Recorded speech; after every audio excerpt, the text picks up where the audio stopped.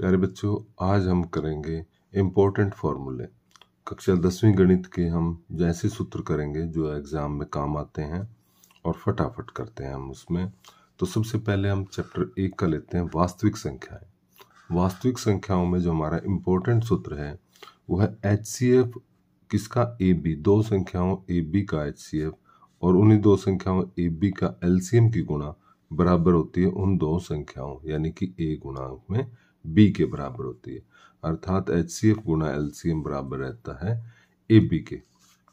AB क्या है? दो संख्याएं हैं A और B। तो दो संख्याओं A व B के LCM और HCF की गुणा बराबर होती है दोनों संख्याओं की गुणा। अब इस सूत्र से हम ऐसा भी कर सकते हैं, अभी जो हमने कहा कि भाई HCF गुणा LCM बराबर होता है दोनों संख्याओं को, तो कई बार हमें HCF निकालना होता है। तो HCF बराबर होता है दोनों संख्याओं की गुणा बटे में LCM। ऐसे कर लेंगे यदि हमें LCM दिया और दोनों संख्याएं दी हुई हैं। इसी से यदि LCM निकालना हो तो दोनों संख्याओं की गुणा बटे में HCF आ जाएगा। यदि HCF दिया है और दोनों संख्याएं दी हैं और LCM निकालना है, तो इस तरह से ये फार्मूला तीन फार्मूले के बन गए, तीन सूत्र बन गए। करते हैं अगला सूत्र बहुपद में से। बहुपद में कहता है कि द्विघात बहुपद ax2 जमा bx जमा c है। हमारा एक बहुपद है ax2 जमा bx जमा c, उसके मूल हैं अल्फा और बीटा। तो मूलों का योग बराबर होगा अल्फा जमा बीटा यानी कि -b बटे a। मूलों का योग यानी शून्यकों का योग, जिसको हम अल्फा और बीटा लिख रहे हैं शून्यकों को, बराबर होता है -b यानी कि यहाँ पर जो संख्या होगी उसका माइनस बटे में x2 के साथ जो संख्या होगी उससे भाग कर देंगे। इसी प्रकार मूलों का गुणनफल यानी कि अल्फा गुणा बीटा बराबर होता है c बटे a के। मूलों का गुणनफल c, ये लास्ट वाली बिना x के, बटे में a के बराबर होता है यदि अल्फा और बीटा किसी द्विघात के शून्यक हैं तो। लेकिन कई बार क्या होगा, मान लीजिए हमारे को अल्फा और बीटा पता है और बहुपद ज्ञात करना है, तो क्या होगा, x2 माइनस मूलों का जोड़ x और उनकी मूलों की गुणा, इस प्रकार होगा। यानी x2 माइनस में घटा का निशान लगाकर शून्यकों का योग x लगा देंगे और जमा शून्यकों का गुणनफल, इस प्रकार से होगा। अगले अध्याय में दो चर वाले रैखिक समीकरण। यदि दो चर वाले रैखिक समीकरण हमें दिए हैं a1x plus b1y plus c1 बराबर 0, दूसरा समीकरण a2x plus b2y plus c2 बराबर 0, तो उनके हल क्या होंगे। यदि तो a1 बटे a2 बराबर नहीं है b1 बटे b2 के, तीसरा भी चाहे बराबर नहीं है, तो यदि पहले दोनों बराबर नहीं है तो रेखाएं जो इनसे खींची जाएंगी वो होंगी प्रतिच्छेद करती हुई रेखाएं, और हल जो मिलेगा केवल एक अद्वितीय हल मिलेगा और संगत होगा। हमारा सिस्टम जो होगा इन रेखाओं का वो रहेगा संगत हल मिलेगा हमें। दूसरा केस, ये था पहला केस।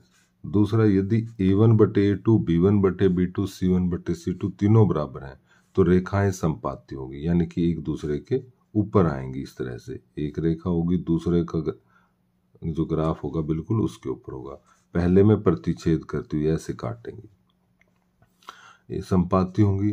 अपरिमित रूप से अनेक हल होंगे और हल कैसा होगा, संगत होगा।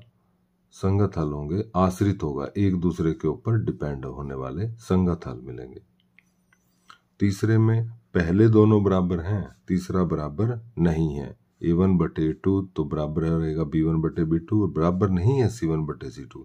दोनों रेखाओं समांतर रहेंगी यानी दोनों का ग्राफ इस तरह का आएगा, समांतर रेखाएं। कोई हल नहीं होगा और हल कैसा होगा, असंगत होगा। तो इस तरह से रैखिक समीकरणों के युग्म के हम हल ज्ञात कर सकते हैं। पहले से कितने हल हमें उनके प्राप्त होंगे। अध्याय 4 से अगला है द्विघात समीकरण। द्विघात समीकरण में जो ax2 bx जमा c कोई द्विघात समीकरण है तो उसमें विविक्तर हम निकालेंगे b² - 4ac तो विविक्तर यदि हमें निकालना हो, जिसको बड़े डी से भी लिख देते हैं, बराबर होगा b की शक्ति 2 माइनस 4ac। ये होता है विविक्तर। अब यदि विविक्तर बड़ा है या बराबर है 0 के, तो द्विघात समीकरण के मूल निकालने इस सूत्र से, जिसको हम द्विघाती सूत्र या क्वाड्रेटिक फॉर्मूला बोलते हैं। ये कब निकलेंगे? ये शर्त है कि b की शक्ति 2 माइनस 4ac या तो 0 के बराबर होना चाहिए या 0 से बड़ा, तभी मूल निकलेंगे। और वो कैसे निकलेंगे? Minus b plus minus b की शक्ति 2 माइनस 4ac का वर्गमूल बटे में 2a। या इसको ऐसे भी लिख सकते हैं, x बराबर होगा माइनस b प्लस माइनस यहाँ पर d का मान, d क्या था? विविक्तर, जो कि b की 2 माइनस 4ac बटे में 2a। एक बार प्लस के साथ, एक बार माइनस के साथ। तो ये हो गया अपना द्विघाती सूत्र। अब हम द्विघात समीकरण जो ax की 2 जमा bx जमा c है, इसके मूलों की प्रकृति के बारे में जानेंगे। इसके मूल होंगे, दो भिन्न वास्तविक मूल होते हैं। कब? यदि b की 2 माइनस 4ac यानी विविक्तर बड़ा हो 0 से, तो मूल कैसे होंगे? दोनों अलग अलग होंगे और वास्तविक मूल होंगे। यदि 0 के बराबर आ जाए तो क्या होंगे? बराबर होंगे और वास्तविक मूल होंगे। यदि b की 2 माइनस 4ac 0 से छोटा रह जाए यानी कि माइनस का हो, तो कोई वास्तविक मूल नहीं होता, तो वास्तविक मूल नहीं होंगे। ये तीनों शर्तें हैं, प्रकृति निकालेंगे। मूलों की प्रकृति ज्ञात करने के लिए हैं द्विघात समीकरण ax की 2 जमा bx जमा c के। आगे है चैप्टर समांतर श्रेणी में यानी एपी में। यदि किसी समांतर श्रेणी का प्रथम पद a है और उसका सारवंतर d है, तो ऐसी एपी का nवां पद क्या होगा? ए एन बराबर होगा a जमा n माइनस 1 इंटू डी। काफी इंपॉर्टेंट सूत्र है। a जमा n माइनस 1 इंटू डी nवां पद ज्ञात करने का सूत्र है किसी एपी यानी कि समांतर श्रेणी का। a प्रथम पद और d उसका सारवंतर है। तो इसी का अगला है, किसी एपी के प्रथम n पदों का योग हमें निकालना है, जोड़ करना है। तो s बराबर होगा जोड़ यानी कि सम n बटे 2 ब्रैकेट में 2a जमा n माइनस 1 इंटू डी। इसी सूत्र को ऐसे भी लिख सकते हैं, Sn बराबर n बटे 2 a ब्रैकेट में प्लस में an क्या है? nवां पद यानी कि आखिरी पद। पहला पद प्रथम पद जमा में आखिरी पद, दोनों को जोड़कर ब्रैकेट के बाहर n बटे 2। n है पदों की संख्या। an जो आखिरी पद है उसको l से भी लिख देते हैं, लास्ट टर्म l से लिख देते हैं। और किसी एपी का यदि हमें nवां पद निकालना हो, तो कई बार ये सूत्र भी काम आता है। nवां पद बराबर होगा Sn minus Sn minus 1। Sn क्या है? n पदों का योग, और n माइनस 1 पदों का योग उसमें से घटा देते हैं, यानी कि उससे जरा सा कम। मान लीजिए किसी एपी का हमें 20वां पद ज्ञात करना है, तो 20वां पद क्या होगा? S20 minus S19। 20 पदों के योग में से 19 पदों का योग माइनस कर देंगे तो आ जाएगा 20वां पद। इसी में एपी में ही एक और सूत्र भी इस्तेमाल होता है कहीं कहीं पर कि a m minus a n बराबर होता है m minus n into D. मतलब जैसे कि मान लीजिए a 20 में से आपको a 10 माइनस करना है, 20वें पद और 10वें पद का जो अंतर होगा वो क्या होगा? वो बराबर होगा 20 माइनस 10 इंटू डी, यानी 20 में से 10 डी के बराबर होगा। इसी प्रकार यदि कहीं पर मान लीजिए आ जाए, क्योंकि डायरेक्ट यूज हम कई बार इसको कर सकते, A35 माइनस A15 मान लो आपको आ जाए, तो किसके बराबर होगा? 35 माइनस 15 यानी कि 20 और साथ में लगा देंगे डी। यहाँ पर अंतर इन दोनों का 35 और 15 का अंतर 20 और साथ में डी लगा दिया जाता है। तो ये सूत्र भी कई बार इस्तेमाल होता है एपी में। समांतर श्रेणी में ही एक और सूत्र है, प्रथम n धन पूर्णांकों का योग का सूत्र है, जिसको Sn लिखेंगे, n ब्रैकेट में n जमा 1/2। इस सूत्र का मतलब है जैसे कि धन पूर्णांक यानी 1 से शुरू होंगे, 1 2 3 ऐसे चल, मान लीजिए 100 तक की काउंटिंग गिनती का जोड़ हमें ज्ञात करना है। तो n क्या हो गया यहाँ पर 100, तो 100 ब्रैकेट में 100 जमा 1/2 यानी कि 100 गुना में 101/2। इसको हल कर देंगे। मान लीजिए हमें गिनती चाहिए 1 2 3 कहाँ तक, 50 तक चाहिए। तो यहाँ n हो गया 50, तो यहाँ आ जाएगा 50 ब्रैकेट में 50 जमा 1/2 यानी कि प्रथम स्टार्टिंग 1 से होनी चाहिए। n कितने, यहाँ पर 50 n, यहाँ पर 100 है। धन जमा के होने चाहिए, पूर्णांकों का योग बराबर होगा जितने तक है एंड है और ब्रैकेट में उससे एक ज्यादा बटे में 2। आगे करते हैं त्रिभुजों में। त्रिभुजों में जो एक ज्यादातर इस्तेमाल होता है तो कि समरूप त्रिभुजों के क्षेत्रफलों का अनुपात इनकी संगत भुजाओं के अनुपात के वर्ग के बराबर होता है। यदि दो त्रिभुजें हैं ABC और PQR, दोनों समरूप त्रिभुजें हैं, तो इनके क्षेत्रफल यानी अक्षेत्रफल त्रिभुज ABC बटे में अक्षेत्रफल त्रिभुज PQR बराबर होगा इनकी संगत भुजाओं के अनुपात के वर्ग के। संगत भुजा है AB की संगत PQ, AB बटे PQ का वर्ग बराबर होगा BC बटे QR का वर्ग और बराबर होगा AC बटे PR या RP का वर्ग। अगला सूत्र पाइथागोरस प्रमेय। पाइथागोरस प्रमेय क्या कहती है, यदि एक समकोण त्रिभुज ABC में यदि B कोण समकोण है यानी तो क्या होगा, कर्ण यानी समकोण के सामने की भुजा AC का वर्ग बराबर AB का वर्ग जमा में BC का वर्ग, यानी कर्ण का वर्ग बराबर लंब का वर्ग जमा में आधार का वर्ग। यदि किसी समकोण त्रिभुज में या यदि किसी त्रिभुज में एक कोण 90 डिग्री का है तो सबसे बड़ी भुजा का वर्ग बराबर होगा अन्य दो भुजाओं के वर्गों के जोड़ के। पाइथागोरस प्रमेय का विलोम क्या कहता है, यदि किसी त्रिभुज की एक भुजा का वर्ग अन्य दो भुजाओं के वर्गों के योग के बराबर हो तो पहली भुजा का सम्मुख कोण समकोण होता है। यानी यदि किसी त्रिभुज में एक भुजा यानी जैसे AC का वर्ग बराबर है अन्य दो भुजाओं के वर्गों के जोड़ के, तो यहाँ पर जो भुजा होगी सबसे बड़ी AC, उसके सामने का कोण बराबर होगा 90 डिग्री। यह है पाइथागोरस प्रमेय का विलोम। निर्देशांक ज्यामिति से दूरी सूत्र।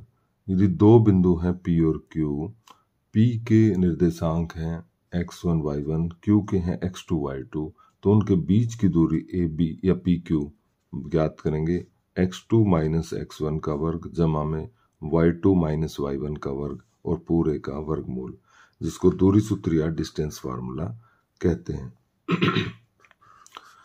विभाजन सूत्र। दो बिंदु हैं A और B, A के निर्देशांक x1 y1, B के x2 y2। एक C बिंदु के निर्देशांक हमें ज्ञात करने हैं जो कि m अनुपात n में विभाजित कर रहा है। तो यहाँ पर C के निर्देशांक होंगे mx2 प्लस nx1 बटे में m जमा n, my2 प्लस ny1 बटे m जमा n। कैसे, m की पहले करेंगे x2 के साथ, mx2 जमा में nx1 बटे में इन दोनों का जोड़, फिर इसी तरह से m की एक बार y2 के साथ, फिर n की y1 के साथ बटे में इन दोनों का जोड़। यह है सेक्शन फार्मूला विभाजन सूत्र, जो कि विभाजन कर रहा है A B को C बिंदु विभाजित कर रहा है m अनुपात n में। इसी सूत्र से यदि m और n c बिल्कुल मध्य बिंदु हो, यानी कि 1:1 हो, तो ये सूत्र बन जाता है मध्य बिंदु सूत्र। मध्य बिंदु यदि c मध्य बिंदु है तो इसके निर्देशांक होंगे x1 जमा x2 बटे 2, y1 जमा y2 बटे 2। दोनों पहले वाले को दोनों को जमा करके 2 से भाग, दूसरे दोनों को जमा करके 2 से भाग। आगे चलते हैं। त्रिभुज ABC का क्षेत्रफल। कोई त्रिभुज है ABC जिसके निर्देशांक दिए हुए हैं तीनों कॉर्नर्स के, A के, B के और C के। A के हैं x1 y1, B के x2 y2, C के x3 y3। तो इस त्रिभुज ABC का क्षेत्रफल का ये सूत्र रहेगा 1/2 ब्रैकेट में x1 y2 माइनस y3, फिर x2 y3 minus y1, sorry x2 था यहाँ पर, x3 y1 माइनस y2। तो इसको लिखने का मैं आपको तरीका बता देता हूँ। कोई त्रिभुज है तो त्रिभुज ABC जिसके निर्देशांक दिए हुए हैं ABC के का क्षेत्रफल कैसे निकालेंगे? 1/2 लिखेंगे ब्रैकेट, यहाँ पर लिखेंगे x1, एक बार लिखेंगे x2 और एक बार लिखेंगे x3। इस तरह से लिखेंगे x1 x2 x3। अब यहाँ पर देखिए ब्रैकेटों के बीच में आएंगे y के, यहाँ पर यानी कि बीच में सभी के बीच में माइनस आएगा और यहाँ y रहेंगे, बाहर ब्रैकेटों के बाहर x रहेंगे, अंदर रहेंगे y। तो यहाँ पर भी y, यहाँ पर भी y। यहाँ पर 1 है तो 1 2 3 ऐसे आएगा, यानी अंदर y2 माइनस y3। अब अंदर जैसे मैंने बताया यहाँ पर y रहेंगे, जिस पे खत्म हुआ 3 पे उसी से स्टार्ट होगा। तो y3 पे एंड हुआ था तो अगला y3 से स्टार्ट हुआ। अब यहाँ पर 2 भी आ चुका है, 3 भी आ चुका है, तो यहाँ आएगा 1। जैसे यहाँ पर भी y रहेगा ब्रैकेटों के अंदर, 1 पे खत्म हुआ y1 पे, तो y1 से ही स्टार्ट होगा। अब यहाँ 3 भी आ चुका है, 1 भी, यहाँ होगा 2। तो ये रहेगा त्रिभुज का क्षेत्रफल। इससे जब हम निकालेंगे तो इसकी जो कीमत है हमने प्लस की लेनी है, जमा की। यदि माइनस भी आता है तो उसको हमने प्लस में कन्वर्ट कर देना है, जमा में। क्यों? क्योंकि त्रिभुज का क्षेत्रफल कभी माइनस में नहीं होता। वृत्तों से संबंधित क्षेत्रफल में कोई वृत्त है और जिसकी त्रिज्या है r, तो इस वृत्त की परिधि का सूत्र होता है 2πr। वृत्त की परिधि यानी ये परिधि रहेगी, इसकी लंबाई 2πr। वृत्त का क्षेत्रफल, इसी वृत्त का क्षेत्रफल यदि हमें निकालना हो तो वो रहेगा πr²। इसी प्रकार यदि किसी वृत्त के त्रिज्याखंड OAB में यहाँ पर ये कोण थीटा है और ये इसकी त्रिज्या है r, तो इस वृत्त में त्रिज्याखंड का क्षेत्रफल मिलेगा πr² थीटा बटे 360, या हम थीटा बटे 360 पहले भी लिख सकते हैं। तो ये रहेगा त्रिज्याखंड का क्षेत्रफल πr² थीटा बटे 360। अब इसी प्रकार यदि वृत्त के ऊपर 2 बिंदु हैं A और B, तो हमें चाप की लंबाई ज्ञात करनी है। तो जो कि चाप मान लीजिए केंद्र पर थीटा कोण बना रही है, r त्रिज्या है, तो चाप की लंबाई, जैसे यहाँ पर AB चाप है, उसकी लंबाई बराबर होगी 2πr थीटा बटे 360 के। अब ज्ञात करते हैं, यहाँ पर हमने त्रिज्याखंड वृत्तखंड का क्षेत्रफल, वृत्त में AB कोई जीवा है, तो ये जो है लघु वृत्तखंड का क्षेत्रफल, लघु वृत्तखंड का क्षेत्रफल हमें ज्ञात करेंगे। ओ केंद्र है, आर त्रिज्या और ये थीटा है। तो वृत्तखंड का क्षेत्रफल ज्ञात करने के लिए हम त्रिज्याखंड का क्षेत्रफल, त्रिज्याखंड का क्षेत्रफल में से माइनस कर देंगे त्रिभुज ओ ए बी का क्षेत्रफल, या इस तरह से लिखेंगे त्रिज्याखंड का क्षेत्रफल पाई आर स्क्वायर थीटा बटे 360 माइनस में त्रिभुज ओ ए बी का 1/2 आर स्क्वायर साइन थीटा से भी निकाल सकते हैं। यदि थीटा की ऐसी कीमत है जिस पर हम निकाल सकते हैं, जैसे 30, 45, 60 इस तरह की कीमत है, तो हम ये फार्मूला भी लगा देते हैं 1/2 आर स्क्वायर साइन थीटा। तो ये निकल जाएगा हमारा इस लघु वृत्तखंड का क्षेत्रफल। और यदि हमें दीर्घ वृत्तखंड का निकालना है तो दीर्घ वृत्तखंड का क्षेत्रफल मान लेंगे हम पूरे वृत्त का क्षेत्रफल में से माइनस कर देंगे लघु वृत्तखंड का क्षेत्रफल। किस तरह से? जो हमने वृत्त का क्षेत्रफल है पाई आर स्क्वायर, उसमें से लघु वृत्तखंड का ये जो क्षेत्रफल आएगा इसको घटा देते हैं तो निकल जाएगा बड़े वाले भाग का, ऊपर वाले भाग का क्षेत्रफल। पृष्ठीय क्षेत्रफल और आयतन के सूत्र हैं घनाभ जिसकी लंबाई L, चौड़ाई B और ऊंचाई h है, तो संपूर्ण पृष्ठ 6 पृष्ठों का क्षेत्रफल होगा 2 × LB + BH + HL में। घनाभ की यदि हमें 4 दीवारी का लेना है, यानी कि आधार इसका नहीं लेना और इसके टॉप का यानी कि छत का नहीं लेना, तो होगा 2 × में L + B ब्रैकेट से बाहर H। घनाभ का आयतन होगा लंबाई गुणा चौड़ाई गुणा ऊंचाई। घन का पृष्ठ क्षेत्रफल होगा 6 × भुजा की शक्ति 2 और आयतन होगा भुजा गुणा भुजा गुणा भुजा यानी कि भुजा की शक्ति 3। बेलन का वक्र पृष्ठ का क्षेत्रफल होता है 2πRh। संपूर्ण पृष्ठ में ऊपर का और नीचे का ये दोनों भी लगा देते हैं, दोनों सिरों का क्षेत्रफल और जोड़ देते हैं तो 2πr × r + h। बेलन का आयतन πr की शक्ति 2h।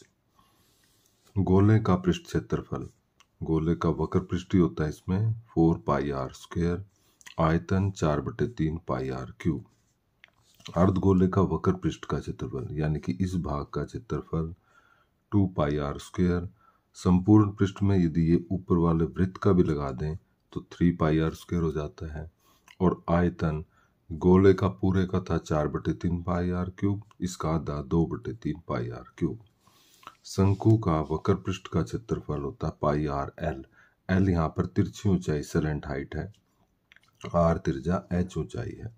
संपूर्ण पृष्ठ में जब इस आधार का भी लगा देते हैं तो πrl + πr², आयतन 1/3 πr²h। R, h और L में ये संबंध होता है, R की शक्ति 2 बराबर होती है, सॉरी L की 2 बराबर R की 2 + h की 2। हम देखते हैं सांख्यिकी के सूत्र।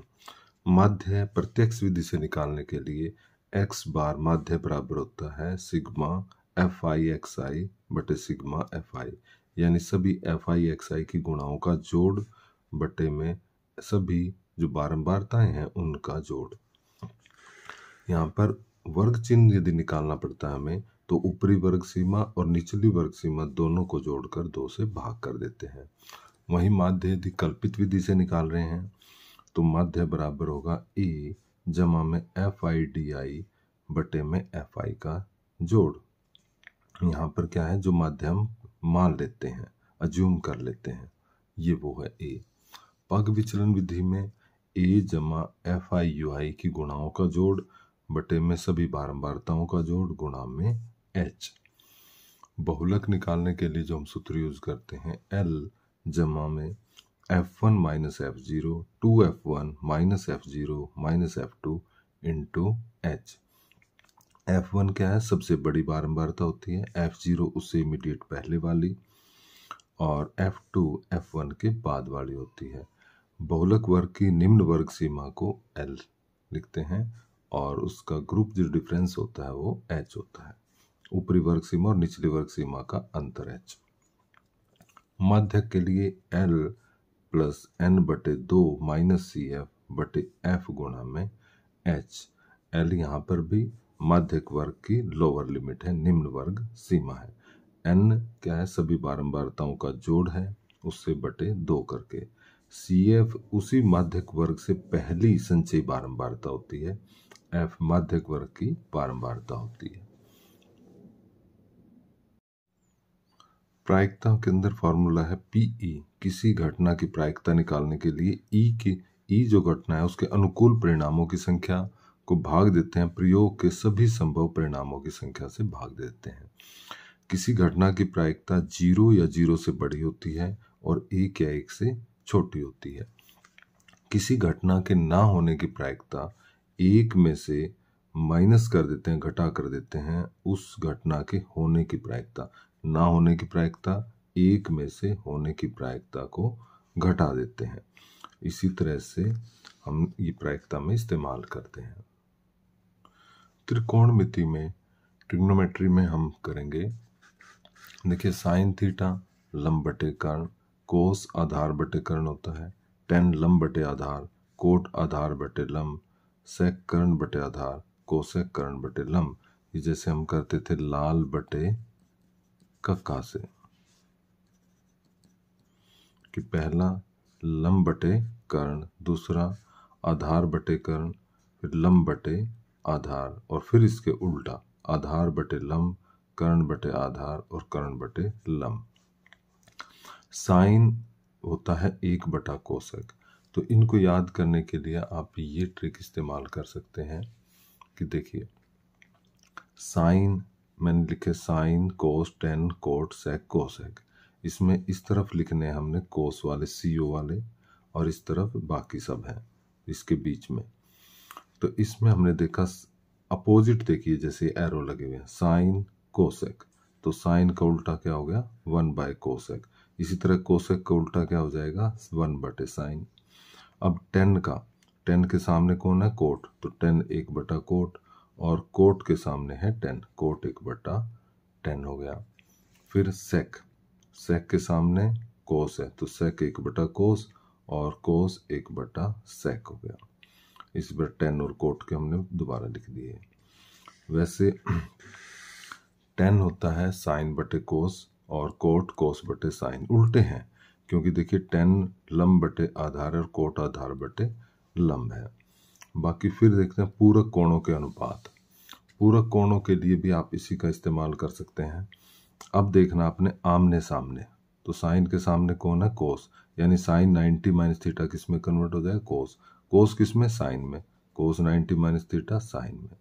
इसी तरह से 10 90 माइनस थीटा, 10 के सामने कोट है कोट में और कोट किस में होगा 10 में, कोट 90 में। इस तरह सेक किस में होगा कोसेक में और कोसेक किस में होगा सेक में। तो ये रहे हमारे ट्रिग्नोमेट्री के। बाकी आइडेंटिटी बताता हूँ अभी। तो हम देखेंगे sine square theta plus cos square theta 1 के। अब इसी से लिखेंगे साइन स्क्वायर थीटा को क्या लिखते हैं 1 माइनस कोस स्क्वायर थीटा। एक बार कोस को इधर रख लेंगे तो और साइन को उधर ले जाएंगे तो ये बन जाएगा कोस स्क्वायर बराबर 1 माइनस साइन स्क्वायर। आगे इसी तरह से 10 और सेक में 3 बनेंगे, 1 plus 10 square is equal to sec square. और तो 10 स्क्वायर को क्या लिख सकते हैं सेक स्क्वायर माइनस 1 और 1 को इधर रख लें तो 1 बराबर हो जाएगा sec square minus 10 square theta. तीसरे वाली 1 प्लस कोट स्क्वायर बराबर कोसेक स्क्वायर, तो कोट स्क्वायर होगा कोसेक स्क्वायर थीटा माइनस 1, या 1 को एक तरफ रख लें तो cosec square theta minus cot square theta. तो इस तरह से ट्रिग्नोमेट्री के भी हमने सभी फार्मूले कर लिए। ट्रिग्नोमेट्री के फार्मूले को याद करने के लिए इन ट्रिक्स को और एक अलग से वीडियो बना दी जाएगी जिसमें आप ट्रिग्नोमेट्री के फार्मूले इस ट्रिक से सभी बाकी फार्मूले भी कर पाएंगे। ओके, तो देखते रहिए। Thank you so much.